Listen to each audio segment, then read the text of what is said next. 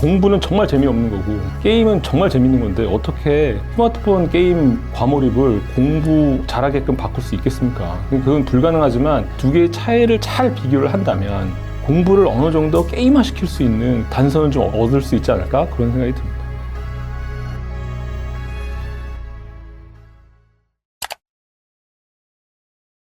시험 때 게임을 더 하고 싶어요. 공부는 전두엽을 너무 괴롭히고 공부만큼 전두엽을 괴롭히는 건 사실 없거든요. 그러니까 공부 빼고는 다 재미라는 걸 사실 느끼게 되는 거죠. 전두엽이라는 거는 어쨌든 자기를 이렇게 톡톡톡톡 자극해 주는 것들을 재미라고 느끼는데 그걸 너무 많이 툭툭툭툭 건드리게 되면 그거는 자극이 아니라 구타거든요, 거의. 그러니까 전두엽을 구타하는 거는 재미가 없어지게 돼요, 오히려. 예, 그래서 우리가 공부뿐만이 아니라 우리가 사무에서 하는 일이 처음에 어느 정도 양은 자기 전문 분야니까 재밌어지는데 이게 일의 양이 막 엄청나게 들어오게 되면 그다음부터 일이 싫어지게 되는 거예요. 그건 내 전두엽이 지금 고통을 받고 있다는 얘기거든요. 시험이나 일을 좀 어느 주기로 하는 게 좀 좋다, 추천한다 이런 게 있으세요? 그거야말로 개인 능력에 따라 틀려요. 예를 들면 수학 시험 문제 20개를 푸는데 이 사람의 용량은 사실은 40개를 풀 수 있는 전두엽의 용량이야. 이 사람은 이 20개가 재밌게 풀 수 있겠죠. 근데 이 사람의 전두엽의 용량이 10개밖에 못 푸는 문제면 이 사람은 머리끄댕이를 잡아 뜯으면서 이 문제를 풀겠죠. 그래서 사람마다 이 용량이 다 틀리고 제일 필요한 건 자기 용량을 먼저 파악을 하고 그 용량에 맞게끔 일을 나누는 게 제일 필요합니다. 시간을 정해놓고 쉬어야 돼요. 의지력이 없는 사람은 반드시 시스템 안으로 들어가야 돼요. 내가 몇 시부터 몇 시까지 공부하고 그 다음에 뭐 쉬고 그 다음에 쉰 다음에 다시 또 공부하러 들어가고 뭐 이런 어떤 시스템 안으로 들어가야 돼요. 사실은 없죠. 공부는 정말 재미없는 거고 게임은 정말 재밌는 건데 어떻게 스마트폰 게임 과몰입을 공부 잘하게끔 바꿀 수 있겠습니까? 그건 불가능하지만 스마트폰 게임 과몰입과 그 다음에 공부와의 공통점은 또 있어요. 굉장히 리워드, 그러니까 보상을 기준으로 해서 작용한다는 것과 그 다음에 공부도 어떤 그 학업 속에 나와 있는 규칙들이 있잖아요. 게임도 사실은 공부보다도 훨씬 더 강한 규칙을 가지고 있습니다. 다만 이제 공부와 그 게임 간의 차이점은 뭐냐면 그 리워드 보상이 나오는 시간이 너무 틀리죠. 공부는 우리가 1년을 죽어라고 해도 우리가 만족할 만한 성적을 얻기가 쉽지는 않지만 게임은 정말 한 몇 개월만 굉장히 열심히 해도 얻을 수 있는 점수나 그 보상을 충분히 얻을 수 있어서 그런 속도의 차이가 있는 거고 공부는 상당히 우리가 수동적으로 진행이 되잖아요. 근데 게임은 우리가 정말 너무 하고 싶어서 그게 할 수 있는 거고 또 공부는 사실은 재미가 없습니다. 근데 게임은 상당히 재밌죠. 근데 그 이유 중에 하나가 공부는 전두엽을 너무 못 살게 굴어요. 그래서 우리가 생각하고 또 하고 또 하고 암기하고 그 암기한 걸 다시 생각에 갖다 더해서 전두엽을 굉장히 필요하게 만드는데 게임은 전두엽을 그렇게 필요하게 하지 않습니다. 살살살살 그냥 긁어주는 정도? 전두엽을 이렇게 톡톡 건드리는 정도. 프로게이머가 아니라면. 그래서 우리가 재미라는 걸 느끼는 거는 사실은 재미를 어디서 느끼냐면 변형계라고 하는 그냥 기본적인 중추에 살짝 건드려주는 전두엽의 활성화 정도가 2개 가미됐을 때 우리는 참 재밌다. 이게 정말 재미를 느낀다는 걸 알 수 있기 때문에 전두엽을 무진장 괴롭히고 전두엽을 막 못 살게 구르는 공부보다는 사실은 게임이 훨씬 더 재미있죠. 그래서 이 두 개의 차이를 잘 비교를 한다면 게임과 공부를 똑같이 놓을 수는 없지만 공부를 어느 정도 게임화시킬 수 있는 그런 단서는 좀 얻을 수 있지 않을까? 그런 생각이 듭니다. 지금은 한 자리에 앉아서 3시간, 4시간 정도 앉아서 공부해야 이거 공부 열심히 하는 아이로 우리가 취급을 하는데 그게 아니라 짧게 공부를 하더라도 소위 말해서 전두엽에 대한 로딩을 조금씩 줄여가면서 공부를 시킬 때 아이들이 훨씬 더 재미를 느낄 수 있게 되는 거죠. 공부의 양을 로딩을 줄여주고 그 다음에 공부를 그 양을 나눠서 하는 시기에 따라서 보상 기전을 마련해 주는 거죠. 보상이라고 하면 예를 들면 게임 시간도 돼요. 스마트폰 시간도 되고요. 용돈도 되고 먹는 것도 되고. 그러면은 약간 그 엄마들이 너 뭐 전교 10등 안에 들면 뭐 몇만 원 줄 거야, 10만 원 몇십만 원 줄 거야 이런 것도 좀 긍정적으로 보세요, 그런 거. 저는 청소년기에는 그거 이상 없다고 생각합니다. 너 전교 1등은 엄마가 너를 더 사랑해 줄게. 참 인간적이고 믿음, 소망, 사랑으로 아름다운 이야기죠. 근데 피디님도 중학교 2학년 때 너 전교 1등은 엄마가 널 더 사랑해 줄게 하면 그게 귀등으로 들립니까? 그러니까 현실적으로 살아야 돼요.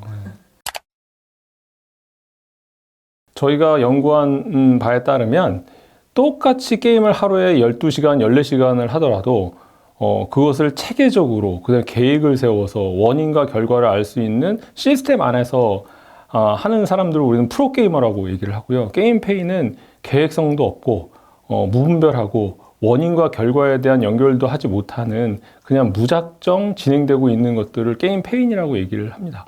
똑같이 게임을 많이 하고 똑같이 게임에 노출되는 시간이 많아도 게임 페인 같은 경우는 단지 그냥 이 즐거움을 느끼는 선조체를 중심으로 한 기저핵 부위 부분이 많이 활성화가 되어 있는 것들을 저희가 발견을 했고요. 프로게이머는 같은 게임을 하더라도 이런 전두엽 부위 활성화가 오히려 더 되는, 그래서 게임을 하나의 인지기능적인 자극으로 보고 거기에 따른 작전도 세우고 자기가 수행 능력도 늘려나가는 그런 차이를 보이는 것을 저희가 발견하였습니다. 일단은 프로게이머도 어느 정도 타고나야 됩니다. 그래서 멀티태스킹이라든지 아니면 외부에서 오는 자극을 처리할 수 있는 전두엽의 활성화 정도, 그리고 뇌의 어떤 인지기능 처리 속도, 이런 것들은 어느 정도 타고나야 되고요. 또 아까 말씀드린 것처럼 게임 페인과 달리 외부에서 오는 자극들이나 어떤 경기들을 전두엽에서 처리할 수 있는 트레이닝, 이런 것들이 가미가 돼야 이게 진정한 프로게이머가 될 수 있는 거죠. 게임은 문화이거든요. 근데 마약은 문화가 될 수 없습니다. 그래서 우리가 게임을 많이 하면 뇌가 녹는다, 게임을 많이 하면 뭐 지능이 떨어진다, 이런 정말 그럴듯하지만 말도 안 되는 의견들이 사회에 돌아다니고 있거든요. 사실은 술을 먹으면 뇌가 녹는다고 얘기는 하지만, 아버지들 술 많이 드시지만 술 드셔서 뇌 녹으신 분 별로 없거든요. 근데 그 술을 정말 주구장창 말도 안 되는 용량을 말도 안 되는 시기 동안 계속 먹으면 베르니케 콜사코프라고 해서 진짜 뇌 위축화 현상이 일어나고 뇌가 소위 말해서 녹아드는 현상이 나타나는데, 그게 굉장히 오랜 세월 동안, 굉장히 많은 시간 동안 이제 그게 진행이 돼야 그런 뇌의 변화가 일어나는데, 우리가 게임을 한 1, 2년 열심히 했다 해서 뇌가 녹아서 너는 짐승뇌가 되고 바보 뇌가 됐다라는, 그래서 게임을 중독화시켜 버린다면 아이들이 가지고 있는 일단 문화에 대한 위험 현상이 일어나는 거고, 아이들이 하는 그 레저 현상을 마치 너는 마약 손댔어, 마약했어, 이렇게 몰고 가는 게 되기 때문에, 그런 의미에서 하나는 저는 게임은 마약이 아니다라고 얘기를 하는 거고요. 또 하나는 게임은 문화이기 때문에 아이들한테 이것들을 어떻게 조절해서 할 수 있게 하느냐에 대한 리허설을 하는데 굉장히 좋습니다. 예를 들면 우리가 음악 학원을 다니고 태권도 학원을 다니고 이럴 때 아이가 태권도를 너무 좋아한다 그래서 아침에 30분, 점심때 10분, 자기 전에 30분 뭐 이렇게 나누어서 하루에 2시간 태권도 하라 그러지 않잖아요. 태권도 학원 갈 때 우리는 뭐 오후 3시부터 4시까지 태권도 학원 이렇게 딱 잡아주고 그 태권도를 즐기고 나머지는 자기 생활을 영유하라고 얘기를 하잖아요. 똑같습니다. 게임도 하나의 문화이기 때문에 그렇게 순간순간 조금씩 하게끔 해주는 게 아니라, 어떤 이 게임을 하나의 레저 문화, 뭐 태권도, 뭐 주산학원, 무슨 뭐 수학학원 이렇게 다니듯이 그렇게 즐기게 해준다면 충분히 아이들의 레저 문화로서 자리를 잡을 수 있기 때문에, 그것들을 마약으로 놓고 못하게 한다거나 금하게 한다거나 거기에 접근하지 못하게 하는 거는 안 된다고 저는 생각이 듭니다. 그런 게임을 뭔가 뭐 시간을 정해주고 2시간 동안 너 게임 이 정해진 시간만 해, 뭐 이렇게 하는 게 좋다고 하는. 네, 저는 게임 같은 경우는 일정한 시간에, 그러니까 하루에 몇 시간이 아니고 일정한 시간에 진행되는 게 훨씬 더 아이들한테 좋다고 생각이 들어요. 시도 때도 없이 하고 싶어 한다면 네. 그때는 좀 어떻게 해줘요? 그 부모와 선생님과 병원 혹은 센터에서 그걸 조절할 수 있는 생활 패턴이라든지 그다음에 관리를 꼭 해줘야 돼요. 근데 그게 어려서부터 훈련이 안 되고, 사실은 그렇습니다. 아이들이 나중에 청소년기가 돼서 반항하면서 막 게임을 막 많이 하고 엄마 아빠의 통제에 벗어나는 경우는 사실은 걔네들이 초등학교 때부터 그런 모습을 조금씩 보이기 시작했거든요. 근데 엄마 아빠들이 그냥 귀찮아서, 엄마 아빠들이 그냥 간과해서 이게 나중에 눈덩이 불듯이 이렇게 커진 경우가 굉장히 많기 때문에, 어려서부터 게임을 하나의 문화로 보고 그것을 조절하고 자기가 자기 생활의 일부로 놓고 하게끔 하는 거를 도와줘야 됩니다. 그게 자기의 좋아하는 것들을 조절할 수 있는 하나의 연습 상황이 되는 거니까요. 자기의 일상생활에 유지가 된다면, 그리고 자기의 게임 이외에 뭐 얘가 공부도 해야 되고 뭐 운동도 해야 되고 음악, 미술, 체육 활동도 이제 해야 되잖아요.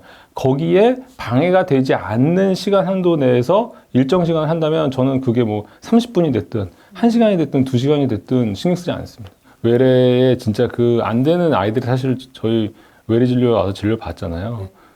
그러면 야 부모한테 도움을 받자 라고 해서 아이한테 내일부터 너희 엄마가 널 아침에 깨울 때 무진장 욕을 하면서 깨울 거야. 너 후드를 펴면서 뭐 그 수건에다 물 적셔서 얼굴에 덮어가면서 널 심하게 깨울 거야. 엄마가 너무 하기 싫은데 사실은 너를 깨워주기 위한 엄청난 도움을 하는 거다라고 얘기를 하면 애가 받아들여요. 근데 그 전에 이 엄마는 이미 그러고 있었거든요. 근데 그게 도와주는 거야. 그게 너를 도움이다라는 이야기를 하고 똑같은 짓을 하는데 후자는 아이들이 받아들이고 전자는 아이들이 못 받아들여요. 왜냐하면 전자는 도움이 아니라 비난이라고 생각을 했던 것들을 진료실 안에 들어와서 그것이 도와주는 거고 너를 비난하는 게 아니다라는 메시지가 전달이 되면 어느 정도 그걸 아이들이 받아들이더라고요. 현실 감각을 좀 찾아야 돼요. 네. 자기의 그 일의 능률이 얼마만큼 떨어졌는지, 그리고 일상생활들이 얼마나 파괴되어 있는지에 대해서 현실 감각을 찾아야 되는데, 현실 감각을 못 찾으면 가까운 상담센터나 병원을 꼭 찾으세요. 공부 안 하던 아이가 공부에 입문하려면 뭐 해야 돼요? 학원이 뭐예요? 전문가잖아요. 전문가 도움을 받으셔야 돼요.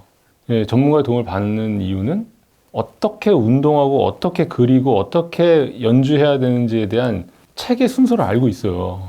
책의 순서를 알고 있다는 얘기가 뭐냐면 요쯤은 조금 흥미가 있어. 요쯤은 흥미를 잃을 거야. 요쯤은 흥미를 잃었을 때 이렇게 올려줘야 되는 그 과정들을 알고 있다는 얘기죠.